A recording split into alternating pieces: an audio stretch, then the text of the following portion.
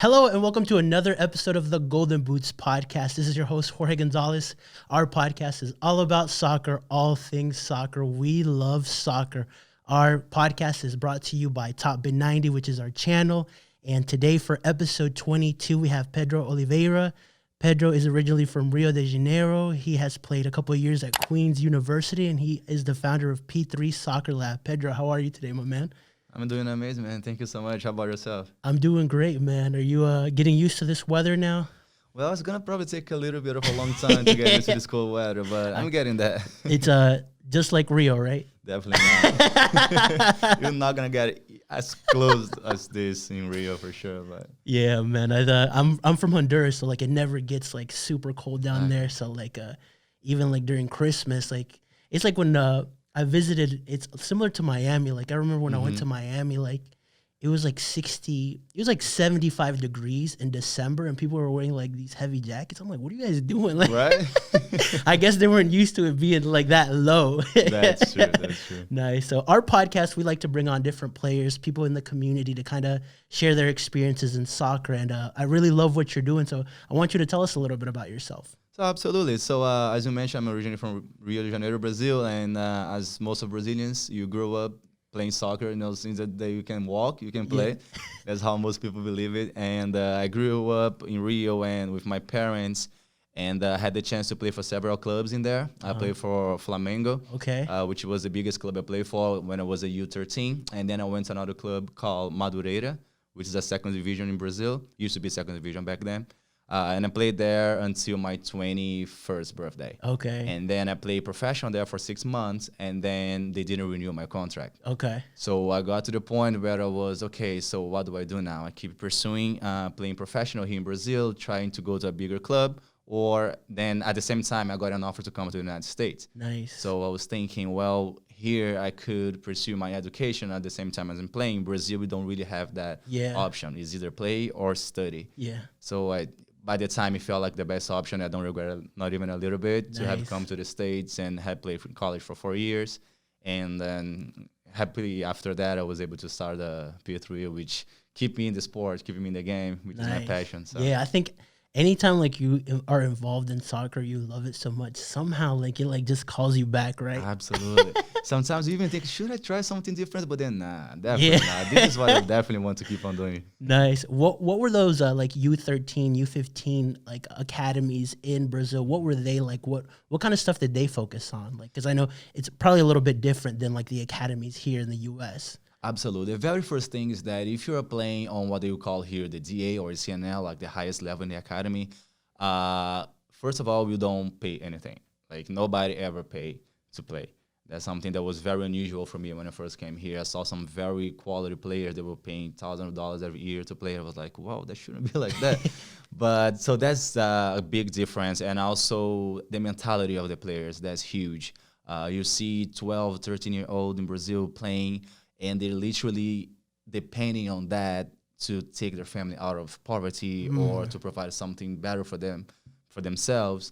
And with 12, 13-year-old, you have kids with agents already, thinking about being professional, actually working to be professional. Many of them don't even go to school anymore. I remember, I think it was in 2013, which is kind of sad, but there was only one player in the first division of the Brazilian league that had gone to college. All the others was high school or below, and sometimes not even high school finished. Yeah. So the mentality and the amount of time and effort that they put in, they literally live that. So they're almost treated as adults as kids, right? Absolutely. Yes, like you have your parents putting a lot of pressure. You have agents watching the game. If you don't play well, next game you're on the bench. If you, by the end of the year didn't do it well, they send you home and you're not welcome anymore. And you face those challenges when you are, like, since you are 10, 11. Yeah, exactly. Like, you're still a kid. You're developing mentally. Like, you get pushed really hard. I can't imagine that. Well, the good thing I do see that, though, like, is when you're 18, 19, 20, 21, like, you have that experience, that, like, that mental toughness was put into you at a very young age, whether you liked it or not, right? Exactly. Yeah. What are some other differences that you noticed? The training itself is very different. It's much more technical oriented. We spend a great amount of the time warming up with the ball. We don't do runs without the ball. There's no such a thing as run for 40 minutes around the field Okay. or sprints back and forth, unless it's preseason. But other than that, you don't really do it. The game is play from the back. You try to build plays. There's no Okay. much sending long balls, which I see a lot here in the United States. Yeah, I was gonna ask you about that. Why do you think we focus more on that versus in Brazil is different? American football. That's it. You have sometimes I see some 10-year-old lifting weight and doing squats. I'm like, you don't need that because for football, like you need to be is strong, is being strong and being fast. Yeah. Soccer, yes, but there's so much other things. Your technical part is gonna be super special, so you have to work on that. And sometimes here they lack a little bit. And that's one of the reasons why I started P3 because that was a chance for me to help kids develop the technical part of the game. Yeah. Because the fitness is going to get in the club for sure, but sometimes the technical part of the field that stays behind. Yeah, I find that very interesting. Like anytime I talk to anyone that like does not grow up in the American system of soccer, they talk a lot about that. You know, like in our countries, we like it's more like free flowing soccer. You know, here is more like a disciplined style of soccer. You know, and in Europe as well, which I think both can be effective. But it's just very interesting how both of them kind of work. Correct. Sure, yeah. It's a matter of balance. You need both. 100%. Tell us about like those 6 months where you actually became a professional. I like that. What tell us what that experience was like. That was a great experience. So as I mentioned, I was playing this academy, Madureira, for 6-7 years, and then I had the chance to play with the pros.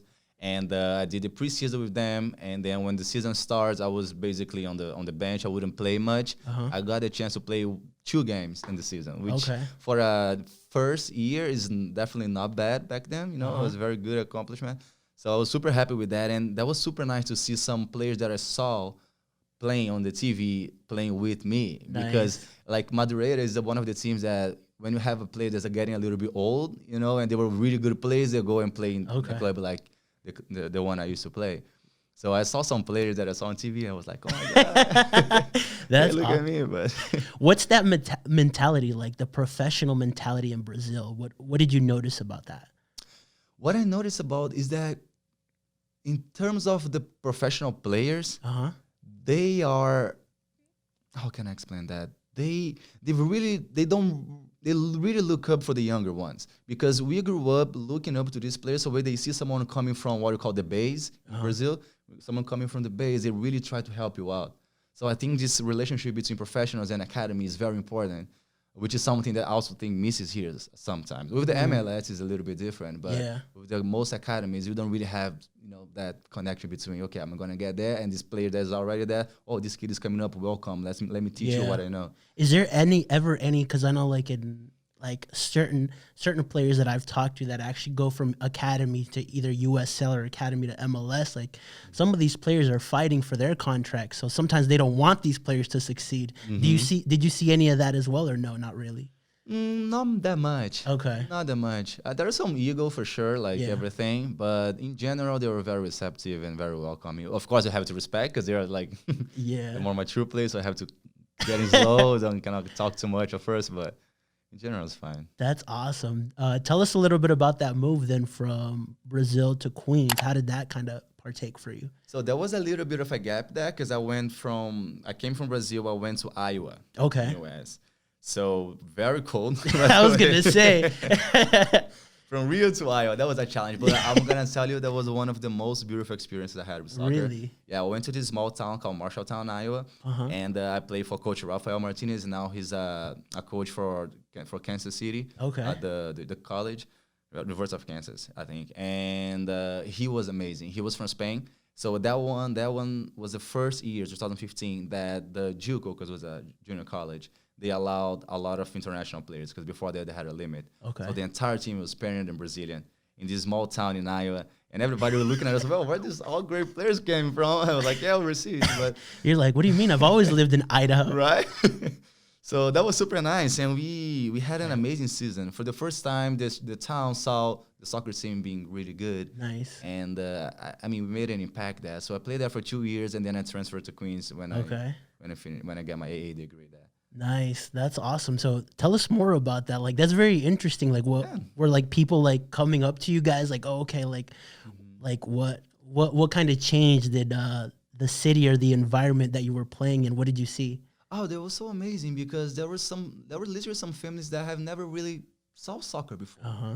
I know it sounds really odd for us. They're very passionate about it, but there's some players that people know about it but have no idea. Yeah. And there's so many players and then they start seeing the city moving. A bunch of people coming to our games I never saw before. The whole school would stop in our games because we were the best sport per se. Yeah. Even basketball have less people watching than us. Wow. So that's yes. awesome. So that was very, very special. And another thing is that the city didn't have much to do. So our team was so together. We literally love each other. Okay. Every single teammate. That's so important for friend. team culture, isn't it? That's beautiful, yes. And there's no other distraction. So we literally learn how to find happiness per se with our teammates. So. That's one of the things I'm excited about, that us having Charlotte FC now.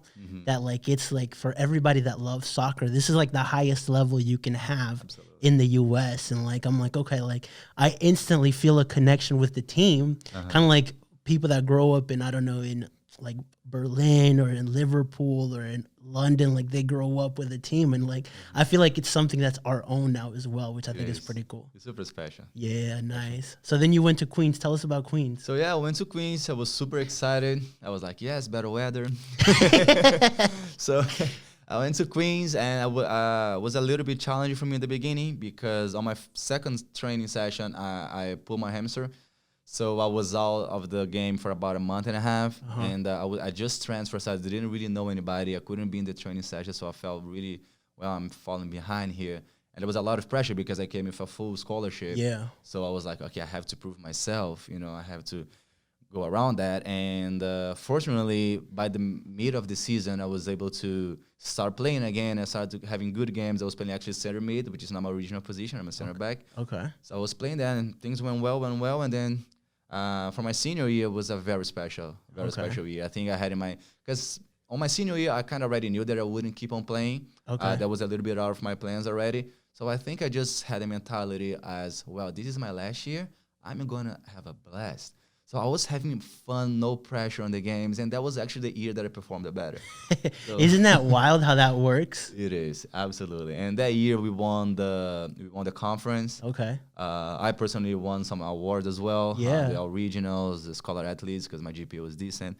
So yeah, that was just a great year, a great way to finish it. So that's awesome. I don't know how much you can get into this, but like you mentioned that you got a full scholarship. Like for kids that are trying to get scholarships to actually play in college, what kind of tips would you give them?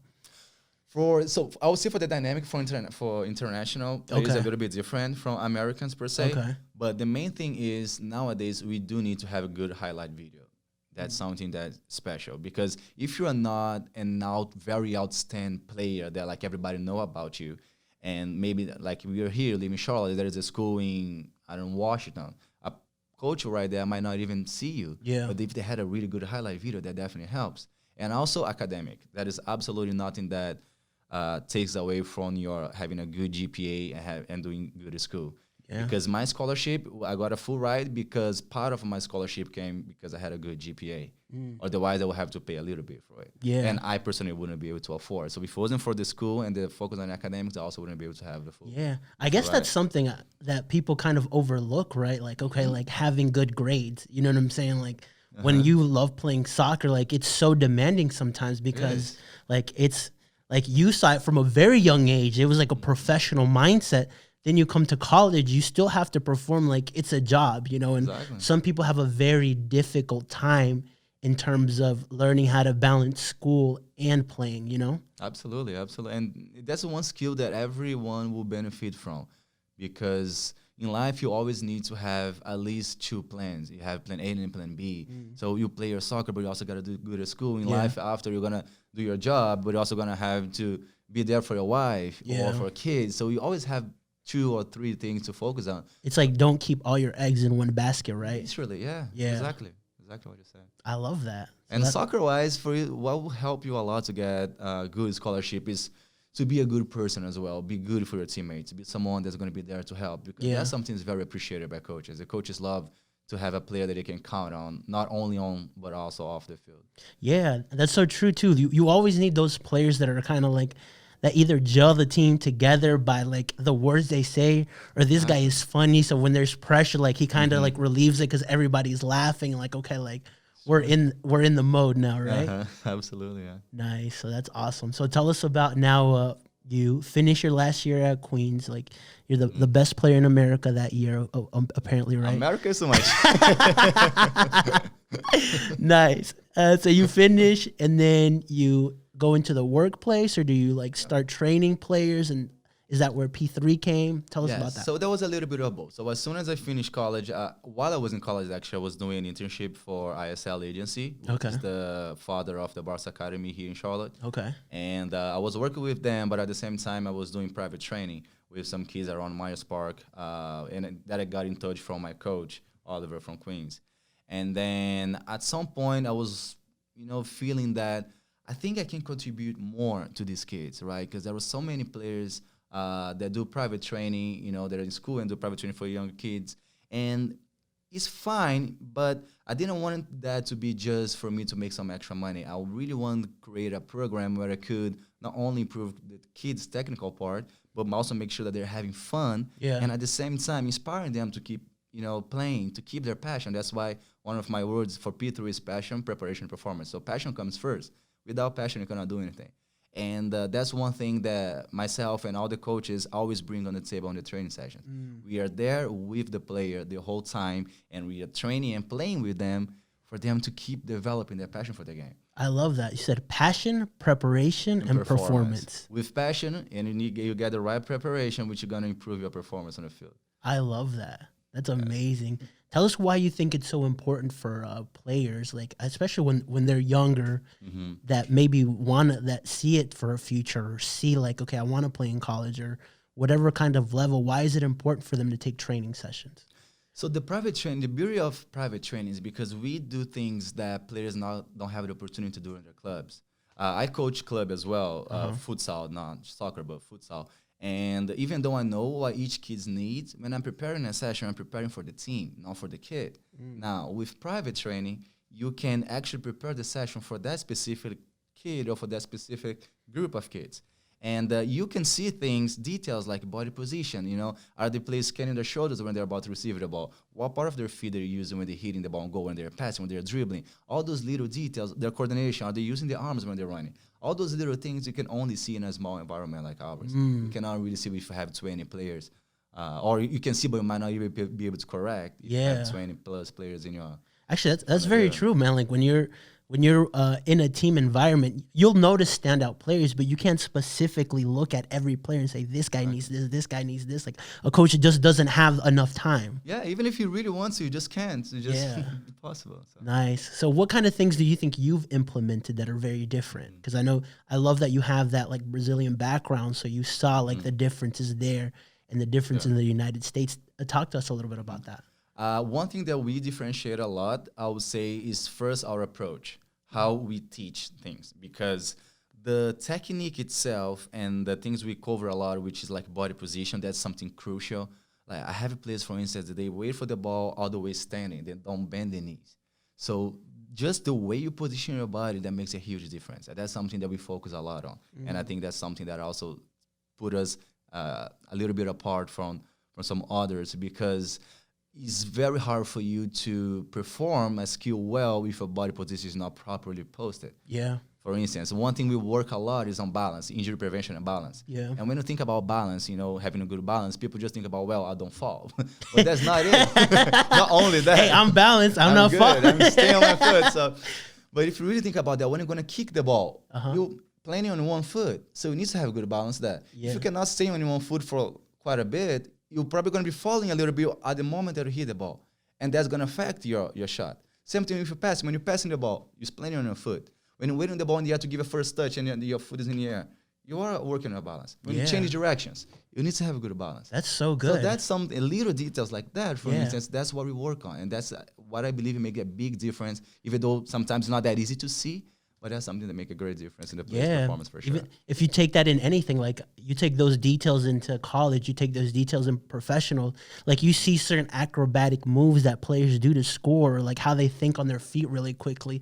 But I'm like, that comes from that aspect, Exactly.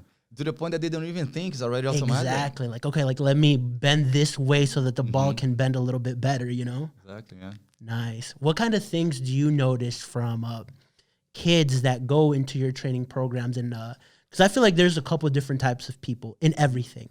There's people that just do it because, you know, oh, my parents making me do it. There's people that just want to get better. And then there's people that actually want to improve. What are the things that you notice for those people that really want to improve? What is there a difference that you see in different kids or in different players? Yes, every player is different. Every player have a different background or motives to be in the session for sure. And depending on the kid we have, you're gonna adjust the way we coach, not the drills per se, but the way we teach the kids. For instance, if there's a young kids, I make a lot of questions. For instance, me and when I say me, I say the coaches as well. So, for instance, if I want to make a correction, instead of being to the kid like, okay, you cannot do this, you have to be that. If I say it, the kid's probably gonna take that wrong. So I'm probably gonna have a different approach. I'm gonna be like, well, I saw what you did, which was very nice, but maybe next time you should try this. However, I really appreciate that you're trying hard. So that's called the sandwich approach. You start with a positive enforcement, not negative, but like the correction, and then we finish with positive. Now, I have other players that are like 18-year-old going to D1s. I'm not going to be like, man, you got to do this. Right? Hey, good job, but that's awesome. What do you think is the mentality? Like, talk to us a little bit about that mentality of players that you see that actually, like, you see a big improvement. What kind of things are they doing? Well, they are there with a positive attitude and always willing to learn. Like everything in life, you have to be open to learn. And that's one thing that we always tell our kids. We're like, we are a tool. We are something. We are here for you to use us. But if you don't try to use us, we're gonna just be here. You know, like a hammer. A hammer can be that has a lot of functions, but you gotta go there and take it. Like you can't expect to build the hammer to just build the house. You know what I'm saying? Like you got to take it and actually do work with it. And we help you have different approaches, as I mentioned before, for different kids to try to bring that inside and that intrinsic motivation. Because if it's not intrinsic, it's not gonna be long term. If it's just the parents telling the kid to come, I have told parents to stop bringing the kids. Because I was like, you're spending money on something that's just not gonna work because your kids don't really want to be here. He just don't. He don't love playing.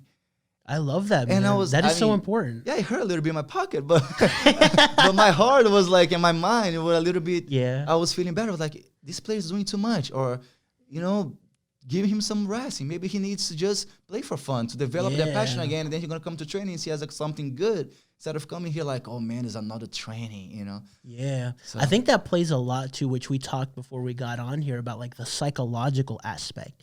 Like people focus like, yeah, you need to train your body. But I mean, I firmly believe from your body down, you're like worth a certain price. But from your neck down, you're worth a certain price. From your neck up, you're worth billions, man, because it's all about what you have in the brain, right? And unfortunately, many people don't focus too much on that. Let me ask you something. If I ask you how much in terms of percentage you think the game of soccer has to do with physical and how much you think is about mental? 80, 20. 80 physical, 20? No, 80 mentally. Okay, so when you think about the training sessions, in terms of percentage, how many training sessions people really work on the mental? 1%. Maybe. There's a problem there. There's a problem there. I'm not a qualified sports psychologist, not yet, to go and do mental training, but I graduated with a psychology degree and my focus was always on sports. So that's something that I really feel that's missing out there. And having that mental training, not necessarily meditating and all, because it's really hard to do for like 11, 12-year-old. But, just by knowing some of the tools to improve the kids to have a better approach mentally, saying. Yeah, that's something that like, I agree with you. And it's something that I see that like, especially like when you come from like I come from a developing nation where like you don't get access to like things the way we do in America. We're pretty blessed with how we live here. Like even poverty here is not that bad. You know what I'm saying? But like it's something that I noticed. Like, okay, you have great players, but I'm like, there's tons of great players. What makes these kids stick out? And then you start talking to them. And then either like you talked about body positioning in soccer. I think body positioning in life is important too. The way you walk into a room, the way like you smile, the way that you do things. People notice these things and they start looking at you and they're like, okay, like this guy's different somehow. Like you're not even like just the way that aura that you have. And I think a lot of that has to do with that mentality. Absolutely. Now, body language is crucial. Yeah. But if you want to go into the psychology part, there's so many body positions, the way you pour yourself, that has a lot of research on that, saying that the way you pose, the way you present yourself, that can affect the way you think. Yeah. So if you present yourself like this, you're probably not going to perform as well as you present yourself Or like with that. your eyes down, kind of just looking up. Like, okay, like even if you don't, like you're already telling somebody like you're not that confident. And you're telling yourself without knowing it. 100%. So what kind of things do you think outside? I know like you do like trainings like physically, but what kind of things would you recommend mentally? Mentally, one thing, depending, and again, that depends from player to player, True. but when it gets to a player that are a little bit older, I'm a super fan of the practicing of yoga. I think that's something that players should start. Unfortunately, it's still a little bit of stigma. People think it's kind of weird, kind of, you know, but it's so great. And I started doing myself about a year ago, and that's been so beneficial for my mental health. And if I had the chance, or if I knew that before, I think that could help me even more on my soccer career. So that's one mental part that I think is in reading. The more you can about soccer, about sports in general. 100%. Yeah, that's something that I try to do is like read on either from somebody that's successful or somebody that has a good mindset. Because like I think winners always recognize other winners, right? Sure, absolutely. And so like when you hear like, I don't know, anytime I hear a success story of somebody that makes it and like they had a hard time, or I read about somebody that's done something that most people can accomplish, I'm not really like wowed by what they've done. I'm more wowed about what they do to get there. You know what I'm saying? Absolutely. Because like when you're successful, like, okay, everybody notices it, right?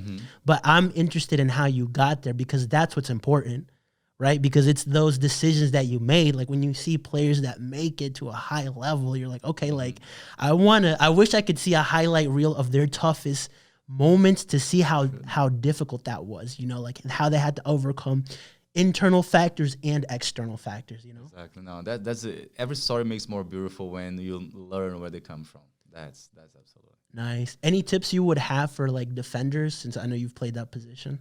defenders. So main things for defenders, you have to understand the game more than everybody, I would say, because first you're on the back.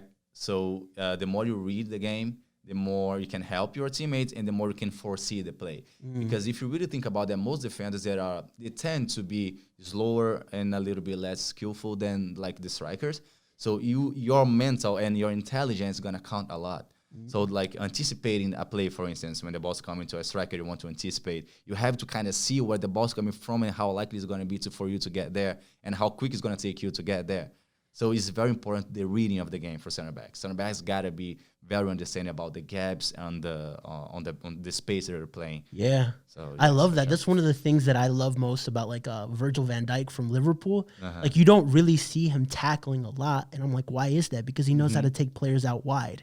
You know, and like makes it more difficult for them to get a shot in. I'm like, okay, like that's smart. Like reading the game is so important, right? Yeah, and decision, like you mentioned, not every time you have to tackle, you have to cover space. Yeah. It might be much more efficient than you trying to get the ball. Yeah. So, yeah, this decision makes are key as well for center back. And, of course, you got to decide quick because if you make one mistake or if you take too long, that's a goal. So, yeah, that's responsibility. Yeah. Do you think pace is important, like in terms of how quickly you move the ball? Absolutely, yes. Center back got to play simple and quick. Simple and quick. Simple and quick. I love that. So that's my idea for it. Nice. So all the center backs that are listening right now, make sure you work on a couple of these things. Yeah. Quick on the foot, quick on decisions, and play simple balls. Nice. Every now and then you can do a little bit more fancy, but the more efficient you are, there's a position of efficiency. I don't know if you have this expression in English, but in Portuguese you have this expression like there are some. It's kind of like a pianist, like someone that play piano. So you need someone to carry the piano and someone to play it. Center back, they're carrying the piano. The strikers, they're playing it. So they play the beauty game. They do like the nice tricks, all the things that people love to hear and see. But center backs are the ones that do the work that sometimes not seen, but is as important as the strikers and the midfielders. That's very true, man. I love that. Is the coach just watching you move the piano? Well, good try, but my back wouldn't love it. That's awesome. Nice. What would be your best piece of advice for somebody that wants to play soccer in the future? For someone that wants to play soccer in the future, like maybe go D1 or go play professional, like what, from your experience, what has soccer taught you? Soccer taught me that if you want to achieve high levels, first thing is discipline. And the way you perceive discipline is very important. Discipline is not something bad. Discipline is a habit, right? The more disciplined you are, you're going to translate that to everything in your life. But especially in soccer, if you want to get to the higher level, you got to be disciplined. And you have to keep passionate about it. As long as you're having fun, as long as you're passionate about it, and you have the discipline, because sometimes it feels like those things go separated, but they don't. You can be very disciplined and still love the game and have fun with that. Yeah. So having fun and discipline, that's gonna take you to the next level. Having fun and discipline. So so preparation. What were the 3 P's again? Passion, preparation, performance. Passion, preparation, and performance. Yeah. I love that. Nice. Any last tips you would have just on success in general? Tips for success. I would say that always. No, don't forget. You learn from mistakes, but don't carry on your mistakes, right? So when you have a bad game or when you didn't perform well in training, see what you could have done better, learn from that, but make sure to move on. Yeah. Sometimes there are so many players that get attached to what happened before. Like if That's you lost good. a game, I love that. forget it. I mean, think about it. Okay, nice, boom, 10 seconds, ciao, bye. Yeah. You don't have to keep thinking about that because that's gonna just keep reminding your brain that you made a. That's something we also tell our kids when you make a mistake. If not something that's happening all the time and you have to stop and correct, just pretend it's never happened. Because if you keep it like complaining or like if you react to mistakes, if you're like, oh no, oh I did this, you're telling your brain that you made a mistake. So you're probably gonna do it again because they're gonna be fresh in your head. Yeah. So let it go. The famous like shake it off. You know? Yeah. It's so true, man. I think that in soccer and in life it's important. Like people focus on the negative all the time. It's easy to focus on the negative. Super. Right? But you could take that same energy and focus it on the positive, right? Absolutely. Like someone told me one time, like, it's okay for you to fall, like in life, okay, you failed at something, but don't stay down. Get up again, right? Like Absolutely. the longer you stay in that failure mentality, the more it's going to bleed over into everything in your life. That's where, like, I love that you said that because it's important. Like, even when you see players, certain expressions that they do that are negative, that's mentally going into their mind, right? Exactly, and as you mentioned, that also can be translated in many other areas. For instance, one thing I read that wasn't in a soccer book or anything is that one advice was, okay, you have to fail quick. So the quicker you make a mistake, the better, because the faster you're gonna learn. 100%. The quicker you make a mistake, the better. Yeah, so go for it. I fully believe that your failure resume should be 3 times larger than your success resume. Exactly. Because over here is where you learned, right? Over here is where you made all the mistakes, and like, you will remember them the most, but nobody else will. True. In reality, most people don't really care, you know? Yes. But like, if you're successful, everybody will notice that, you know what I'm saying? So, but I think it's more important to have it more stacked on this side because you'll learn more. You'll learn more, yeah. The quicker you fail, the quicker you learn. The more you learn, the more you're going to know. Nice. Well, awesome. Well, this concludes another episode of the Golden Boots podcast. Pedro, thank you so much for coming on. Thank you so much for having me here. It was a pleasure to talk to you.